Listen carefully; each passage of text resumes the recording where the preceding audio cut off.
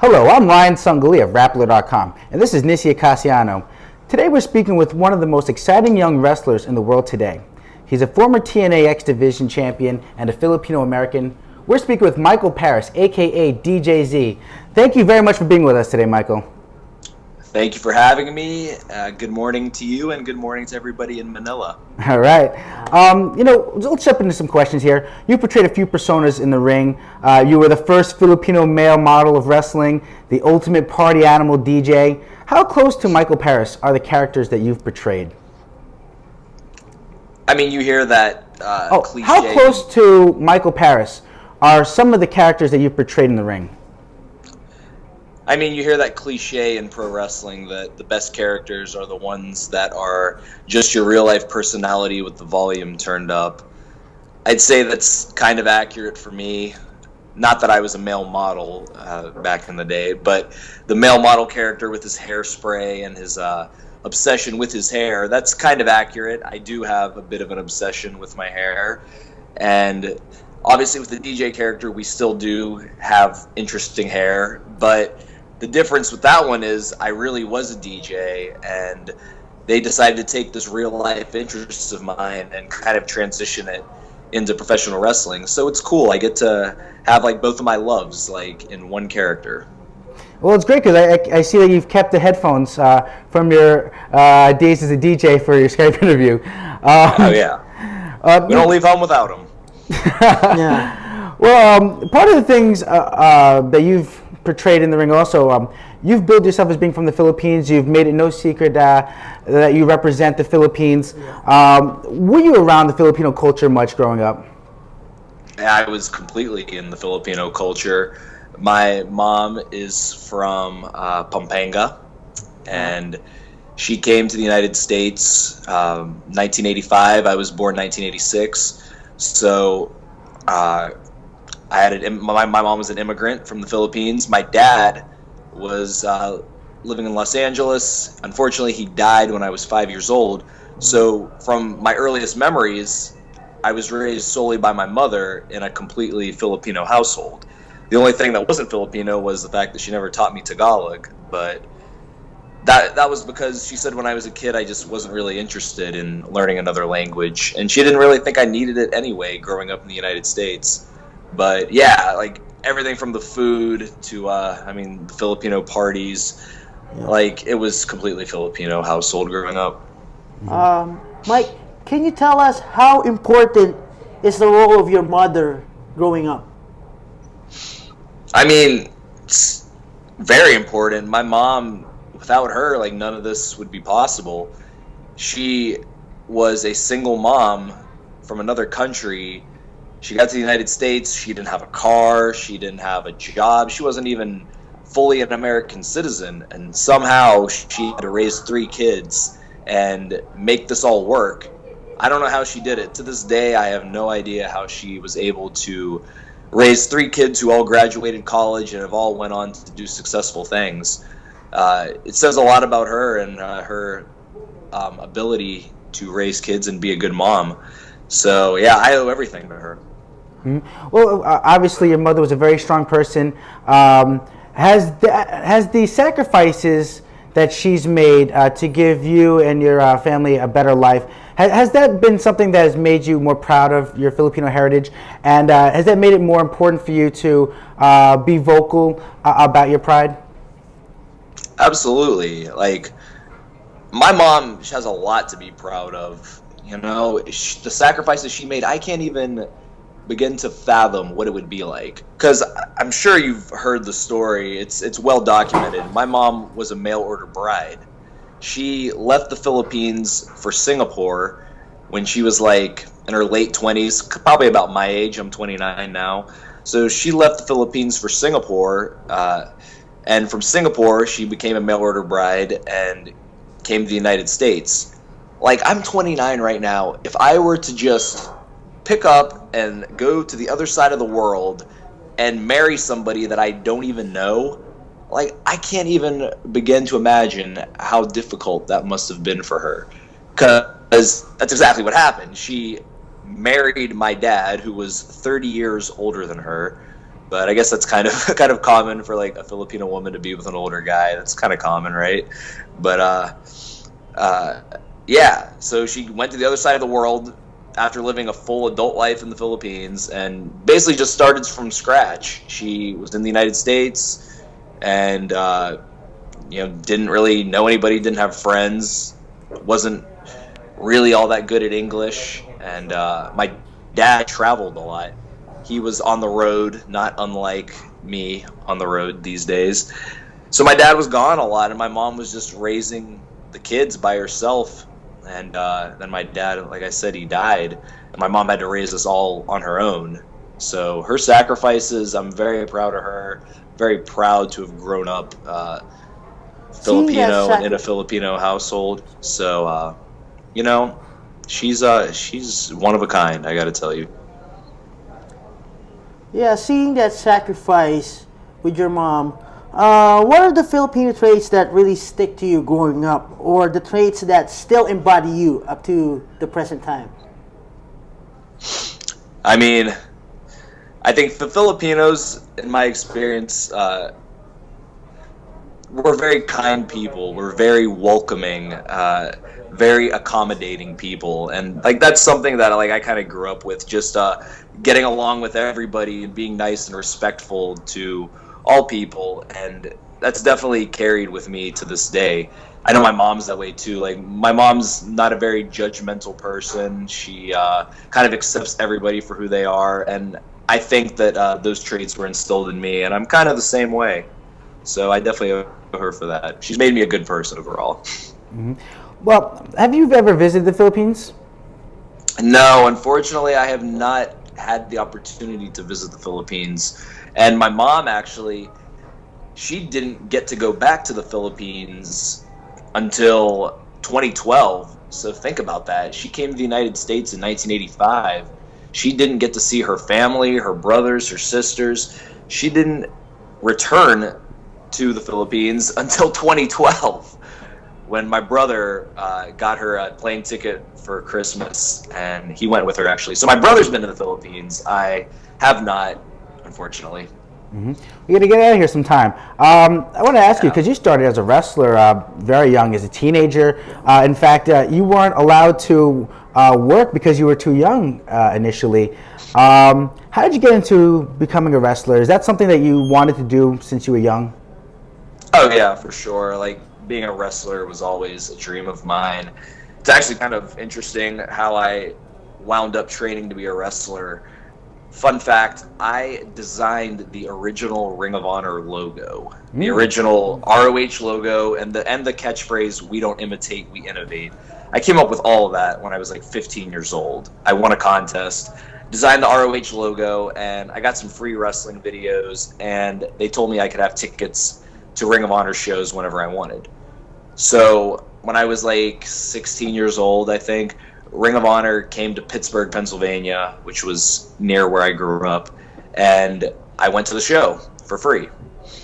After the show, I stuck around trying to get some autographs from the wrestlers, and I met CM Punk and Colt Cabana, and I asked them, how could I become a professional wrestler? They told me, here, you're from Pittsburgh, meet this guy. And it was this dude named Norm Connors who ran a wrestling school in Pittsburgh. I signed up right away, and a few months later I was in the wrestling school, and that's how it all started. I agree. Going back to the character, like you've been a DJ, you've been a Filipino male model. Have you ever considered going into a serious face of a persona in professional wrestling? You mean like a babyface character? No, a serious type, like a tougher, a grimmer character. I don't know. Like, I think the male model character in 2012, despite the character being a male model, if you look back at my X Division title run, it's pretty serious stuff there. I was breaking people's arms every week on television. My demeanor was quite serious, quite dark, despite playing this like kind of flashy character. So I think, I've explored that route before, and I'm willing to do it again if the opportunity's there. But I just take what's handed to me, and right now, like, they're happy with the DJ, and I'm happy with the DJ. So, yeah, we're doing that for now. But of course, it can progress, it can evolve, and I'd love to get more serious with it.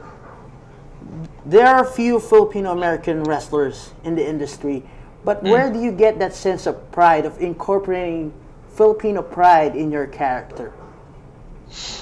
It's just natural. Like, I'm proud of my heritage, and I think that's another reason why I try to make a point to mention that I'm Filipino and to announce that I'm from the Philippines, just because there isn't a lot of Filipino American professional wrestlers or Filipino wrestlers in general. So I think it's important to kind of get that started. Like, maybe there's Filipinos that are watching wrestling and now they have somebody to cheer for that they can relate to, you know? Whereas, like, there's a ton of Mexican wrestlers, ton of British wrestlers, ton of Japanese wrestlers.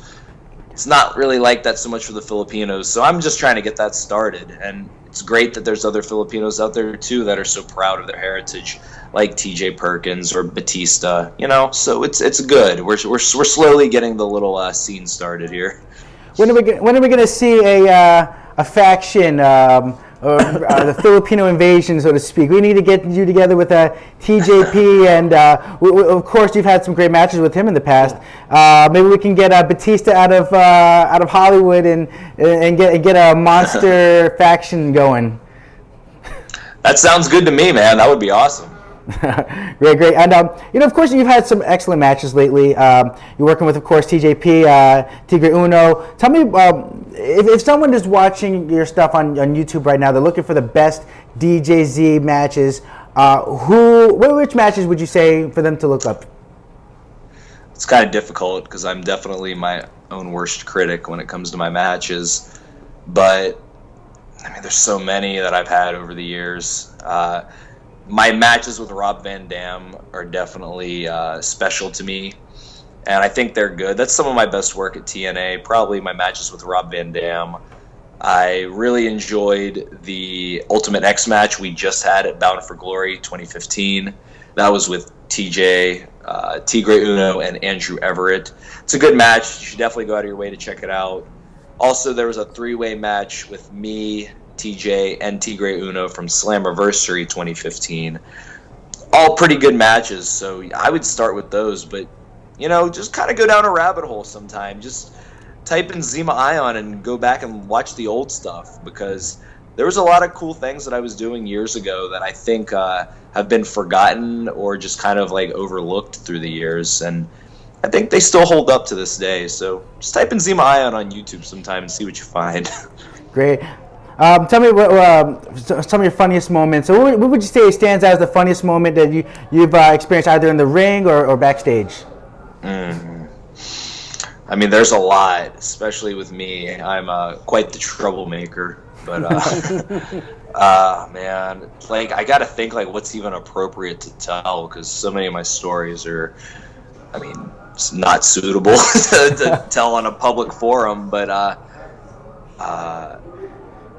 I guess it's kind of funny, like, the story of, I guess, the evolution of my wrestling name, because if you, like, really, like, search, my wrestling name back in the day was Shima Zion. Before I was ever in TNA, my wrestling name was Shima Zion. And this was a name that I came up with when I was 16 years old, and there's a lot of things that I thought were cool at 16 that I don't necessarily still think are cool today. Like, do you guys remember the band Disturbed? Yeah, of course. Stupefy. Yeah, when I was 16, I thought Disturbed was awesome. Like, today, I probably wouldn't listen to Disturbed. But, yeah, it's just the same thing. Like, Shima Zion, I came up with this name when I was 16 years old. And then, as I started getting older and actually becoming a pro wrestler, I was, like, stuck with this name that I didn't even like. It didn't make any sense. It was terrible from a marketing standpoint because nobody could pronounce it, nobody could spell it. It wasn't something that was going to stick with you at the end of the night. So I really hated this name, Shima Zion, and I was stuck with it. Stupid name I came up with when I was 16.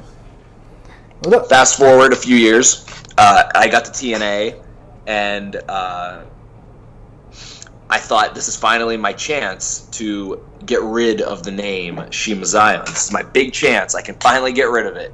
So I stay up all night coming up with a list of names, like what could be something better. I'm coming up with all these cool names. Some of them were like Filipino-centric names. I have the whole list, like 25 different names. I get to the TV tapings the next day, and I approach Vince Russo, who was the head writer at the time, and I say, "Hey, Vince Russo, I've got the list of names." He's like, "Oh, we already got your name." "Oh? Yeah, you're Shima Zion, right?" Yeah.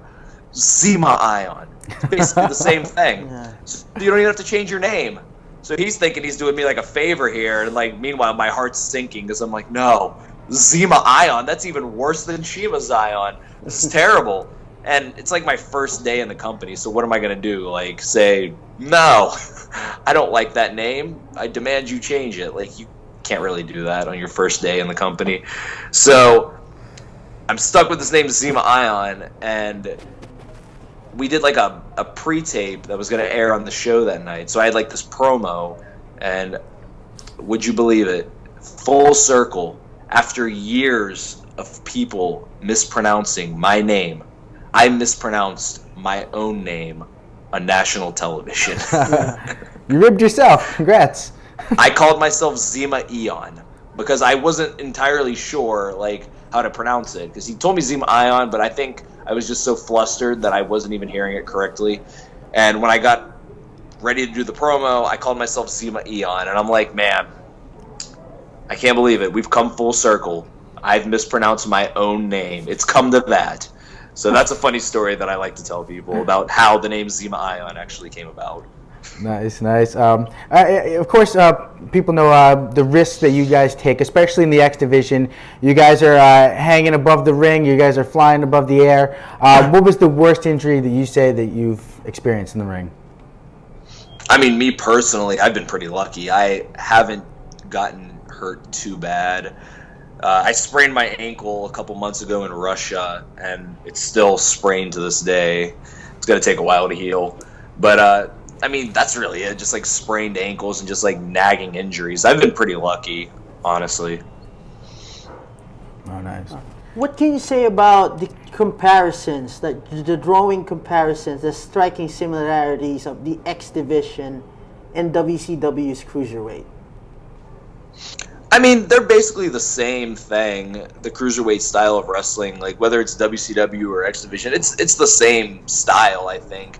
It's just that in our particular case, the X Division of today, we're a lot younger and not as like world-traveled in experience as the WCW cruiserweights. Because, like, man, those guys, like, Dean Malenko was, like, training, like, his whole life. And, like, Chris Benoit, like, been through like Japanese dojos, and Eddie Guerrero had grown up his whole life wrestling. So those dudes were like super experienced by the time they got to WCW. So I mean, they were at a very high quality, whereas a lot of the TNA guys in the X division were still pretty young for the most part and still kind of learning the ropes. So I think that's the main difference between the two, is just the levels of experience in our primes, I guess. Mm-hmm. Following the disbandment of Bromance, how is it like having the solo spotlight now? Like you're having a singles run and competing in the X division. To be honest, I was much happier with the Bromance. I thought we had like a really good act going. It was different. It was fresh. It was like a fun thing that you could look forward to on the show, and I think the Bromance had a lot of life left in it. Obviously, they broke us up. They had their reasons for doing so, but me personally, I thought the Bromance could have been a great like comedy babyface team. I think that we had life left in us, and hopefully someday we can revisit that. But you just got to make the most of the opportunity. And now here I am, solo in the X division, still trying to find myself and where I belong. So it's a transition period, but sooner or later we're gonna figure it all out. I think the issue was that some of the boys in the locker room were complaining about the hairspray in the air. They couldn't. They were getting blown up in the locker room already. Well, Yeah, we were causing some holes in the ozone layer, maybe. Well, of course, you mentioned some great wrestlers earlier. Question: if you could go back in time, or there's a time machine, and you could wrestle anyone from live or dead, who would it be? I'm not really sure. I'm always bad with those questions because I just really like to wrestle anybody. I'm not I don't have dream opponents so much, but I guess it would have been cool to wrestle Ravishing Rick Rude, who's one of my favorite wrestlers of all time. I actually have him tattooed on my arm. Wow! Can you make a dance though? Like Ravishing Rick Rude? We might be able to if I shake my arm a little bit, maybe, but maybe Ravishing Rick Rude, just because I thought he was the ultimate professional wrestler. He had the best body, he had the best matches, and all the girls loved him. What more could you ask for? So I think Rick Rude would have been a great opponent. He's just the ultimate ring general too. If you go back and watch his matches, especially his WCW run in the mid '90s, man, he was just the best matches. He could have good matches with anybody, big guys, small guys, even the jobbers. He made everybody look good. So I would have liked to wrestle him just because I know he would have made me look way better than I actually am. And of course, he was also the only guy who ever showed up on Raw and Nitro the same night. Absolutely, he's historic. I'm going to ask you. You've been around so many great wrestlers. What's the best piece of advice you ever received from someone? I got a piece of advice from Pat Kinney, who's one of the agents at TNA. This was years ago. I definitely can be a bit of a control freak at times when it comes to wrestling, and he gave me a piece of advice early on in my TNA career that kind of opened my eyes a little bit to that. He told me, if you stay married to your ideas, you will always end up divorced. And what that means is you have to be open to other people's ideas, other perspectives. And at the time, I was a little stubborn. I thought that my way was the best, and I wasn't as willing to hear other people's opinions. And he told me that, and it definitely opened my eyes and made me realize, I need to, listen to other perspectives, other ideas, and get some second opinions. Mm-hmm. Well, you may or may not know this, but indie wrestling is picking up in the Philippines now. There's a Philippine Wrestling Revolution. Have you had a chance to see any of the wrestling that's going on in the Philippines yet? Are these the guys that don't have a ring and they just wrestle on some mats? Yeah, they're wrestling in a boxing ring, but I think now they're going to get a wrestling ring. Okay, that's good. Yeah, I had seen some clips. I think they messaged me once. They contacted me on Twitter at one point, and kind of went back and forth. Obviously, they're still just starting out, but who knows? There could be an opportunity someday for me to work with them. But I think it's good that they're starting a wrestling scene in the Philippines. I think it's long overdue. There's wrestling all over the world, and I was wondering when the Philippines was going to get its own independent promotion. I had done some independent work in Singapore last year, and I'm going to Thailand in January to wrestle. So I'm like, man, I keep getting closer and closer to the Philippines, but nothing is actually there yet. So I wish them the best of luck, and I hope that things work out for them. Mm-hmm. We're going to wrap it up in a minute, but just want to ask you one last thing. Of course, you've accomplished so much in your career so far. You're one of the most over wrestlers everywhere you seem to go. X Division champion. What things do you still want to accomplish in your career? What goals do you still have? And do you ever see yourself on a larger stage? Oh, yeah. I definitely could see myself on a larger stage. It depends on if I'll get the opportunity to do so. Whether that larger stage is just maybe being another X Division champion at TNA, maybe it's chasing after other championships at TNA, maybe it's going to NXT or something. Who knows what the future holds, but I'm open to all possibilities, and the important thing is just to be prepared, because you never know when the opportunity is going to come knocking, and you got to be ready for it. So I'm just trying to stay prepared for anything that comes my way. And yeah, I think you'll definitely keep seeing me involved with wrestling for quite some time now. And yeah, I think the sky's the limit right now. The future is looking bright. So stay tuned, and hopefully I'll see you guys one day in the Philippines. Well, we thank you very much for speaking with us today, and thank you very much for representing the Philippine culture on the world stage. Maybe sometime we could see you in an angle where you're making EC3 eat some balut. I tried to make Jesse Goddard eat balut last summer, but he refused. Well, thank you very much, Michael, and best of success to you. Salamat. Thank you. We thank you very much for tuning in today to our conversation with pro wrestler DJZ. For Rappler.com, I'm Ryan Songalia, and this is Nissi Acasiano. Thank you very much.